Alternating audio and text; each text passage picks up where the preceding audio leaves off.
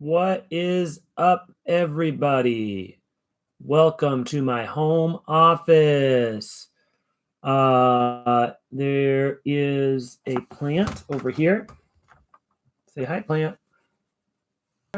She's out of the room right now. And if I turn it a little bit more, you can see my sleeping dog, Willow, right there. Hard to see a black dog in a camera, but she's moving a little bit. Willow, come here. Come here, Willow. She's like, seriously, you're waking me up for this? For these people? Do they even have treats? Hey, Willow, come here. Come here, girl.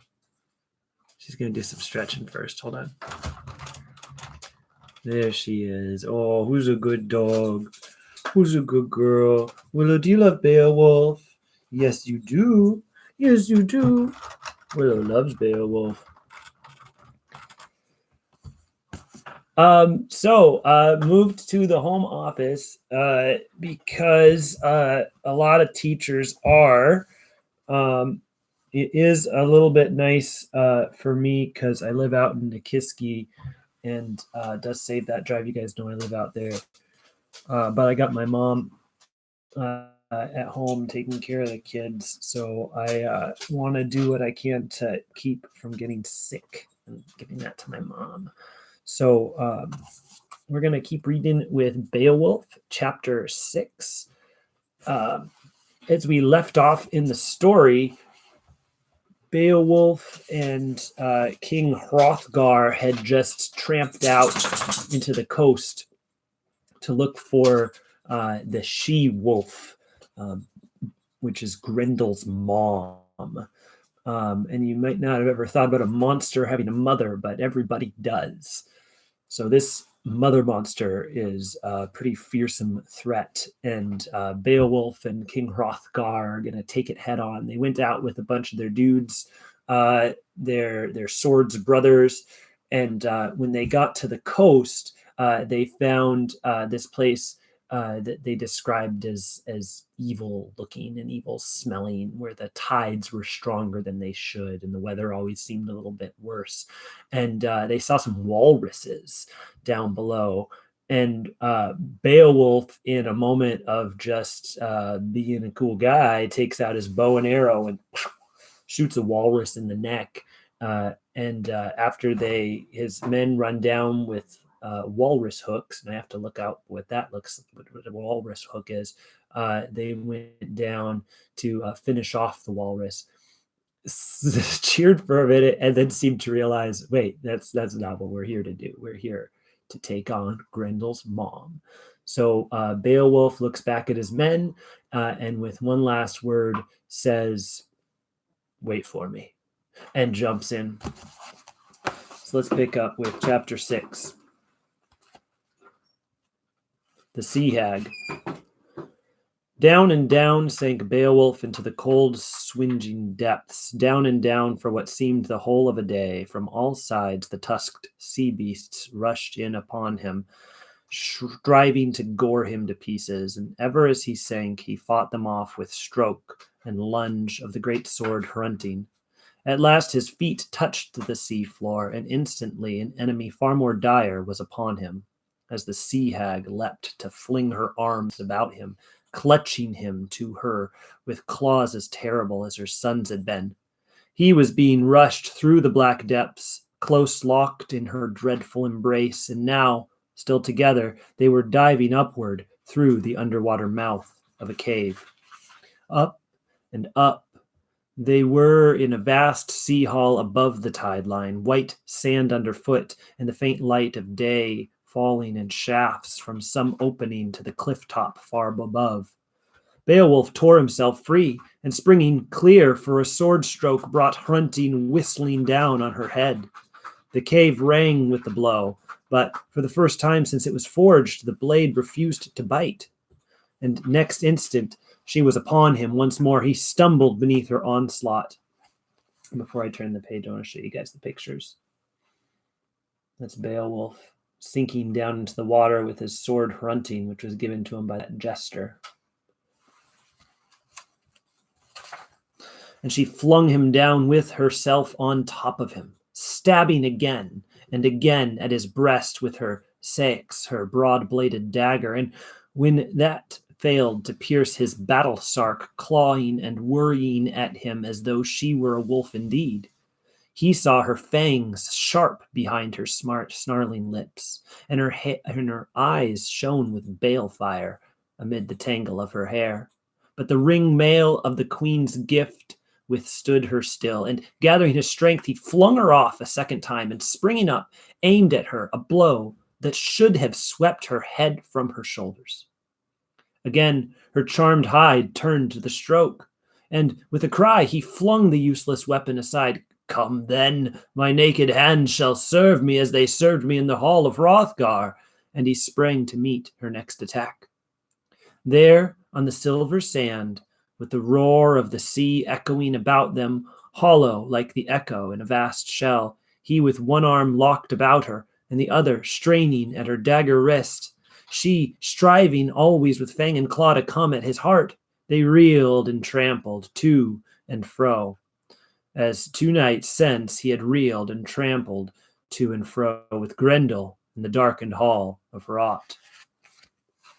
And here's a picture of Beowulf wrestling with the she-wolf, and the she-wolf's holding a dagger. Long and bitter was the struggle, but there was a strength in the sea hag that had not been in her son, and Beowulf could not overcome it. Some weapon he must have, and as he fought, he snatched desperate glances about him in search of one. Here and there, ancient weapons hung on the rock walls of the cavern, and amongst them the light from the roof fell upon one sword, a huge sword, dwarf-wrought perhaps for giants in the far-past days, for it was so long in the blade and broad in the grip that no mortal man save Beowulf could have wielded it.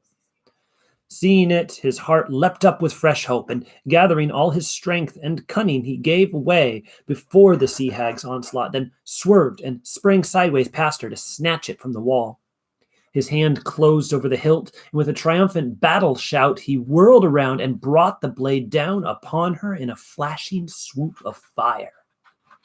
It shored through hair and hide and bone, and Grendel's dam dropped without a sound, her hideous head all but smitten from her shoulders.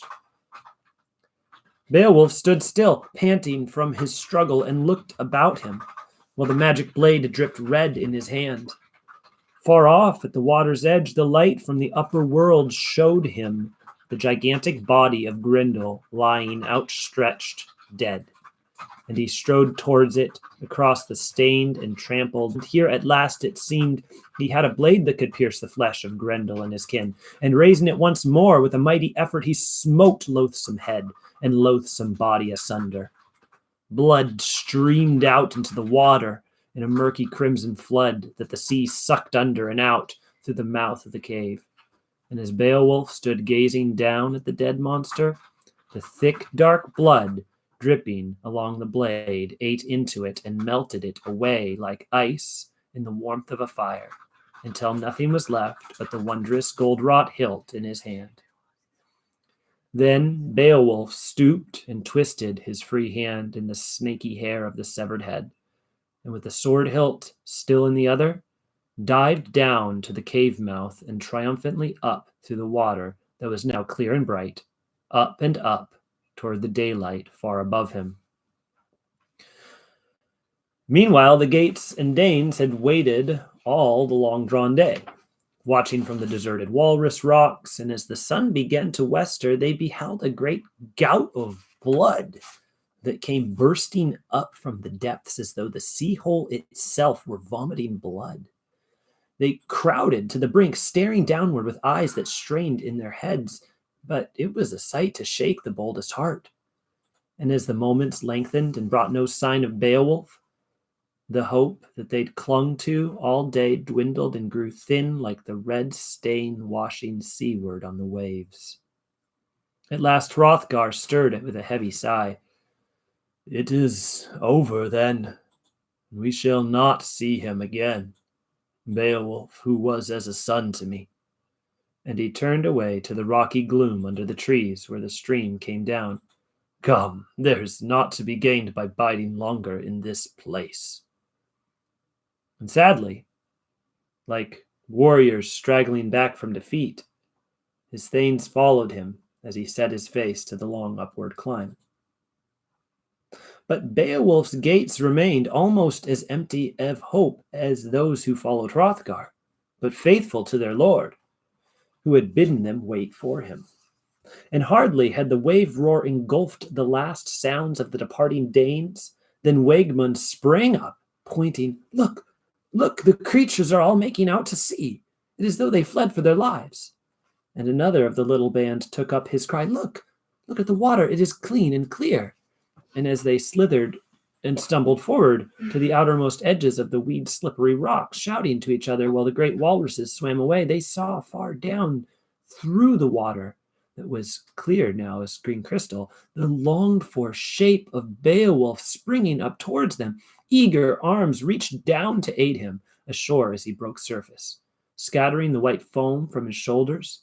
And then he was among them, stretched, spent, upon the rocks, drawing the free air into himself in great gasps like a runner at the end of a hard-won race, while they thronged about him to loosen off his helmet and stare with awe and wonder at the blind, snarling head that he'd flung down beside him, and the huge, bladeless sword hilt he still clutched in his hand. "Oh, it is good to see your faces again, my brothers," said Beowulf as soon as he could speak, and then looking about him, "But where are Hrothgar and his thanes? Did they find the waiting over long?" They saw the wave of blood that boiled up from below," said Wegmund, kneeling beside him, "and their hearts told them that there was nothing more to wait for." "That was the blood of the sea hag and Grendel's blood that gushed out when I smote his head from his body lying dead down there," Beowulf said. "And you? Did you not also see the blood wave?" "Aye, we saw it." "But your hearts did not bid you to lose hope?" Wegmund bent his head. "As to hope, there was little enough of that left to us, but we were still your war boat's crew, your shoulder-to-shoulder men, and so you stayed," Beowulf said, and suddenly he laughed on a note that was like the song of victorious war horns, and sprang up, holding out his arms to them. "And that is well, for see, it will take 4 spears at the least to carry the monster's head back to Heorot." And so, with Grendel's head upreared on 4 spear points in their midst, they turned to the gorge that led up towards the high moors, and leaving the sea hole cleansed of evil behind them, set out on their triumphant way back to the settlement. And there's a picture of Beowulf and his sword brothers carrying Grendel's head on spear points back. And that's the end of chapter 6.